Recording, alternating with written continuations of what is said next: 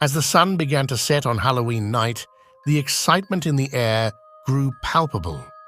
It was the perfect night for a spooky adventure, and the Halloween Horror Nights theme park was ripe with chilling attractions. Rows of haunted houses beckoned visitors with promises of terror and thrills beyond imagination, and the atmosphere was so charged with excitement, it was impossible to resist. As Sarah walked along the winding paths and neon-lit streets, she felt a shiver run down her spine.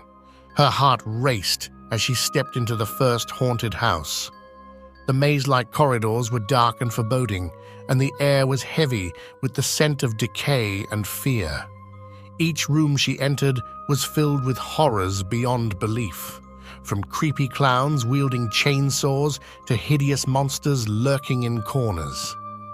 Everywhere she went, she was met with screams and the sound of shattering glass.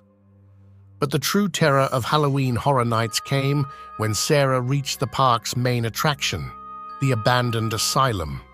The building was larger than any other in the park and had an eerie vibe that immediately sent chills down her spine. The door lurched open with a creak, and Sarah crept inside. The dark corridors seemed to go on forever, and the only sounds were her own footsteps and the ominous whispers that seemed to be coming from the walls. As she ventured deeper into the asylum, the whispers grew louder, and shadows began to move in the corners of her vision. Suddenly, a figure leapt out at her, and she screamed, sure that her heart would burst from her chest. But the figure simply chuckled and retreated back into the shadows, leaving Sarah to stumble forward through the darkness.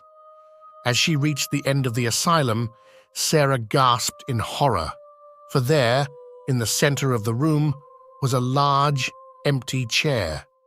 As she crept closer, she realized that the chair was not empty at all. A pale, lifeless figure was seated in it, its eyes glazed over in death. The figure seemed to beckon her closer, and despite her terror, Sarah found herself moving forward. Suddenly, the figure sprang to life, its eyes glowing a deep, malevolent red. It leapt from the chair and began to chase Sarah, its twisted, gnarled fingers reaching out to grab her. She fled through the corridors, heart pounding, as the figure pursued her relentlessly.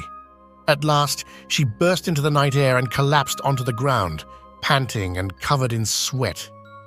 As Sarah looked back at the asylum, she saw the figure standing in the doorway, watching her with its glowing red eyes. It seemed to be grinning, and Sarah knew that from that moment on, Halloween Horror Nights would never be the same again.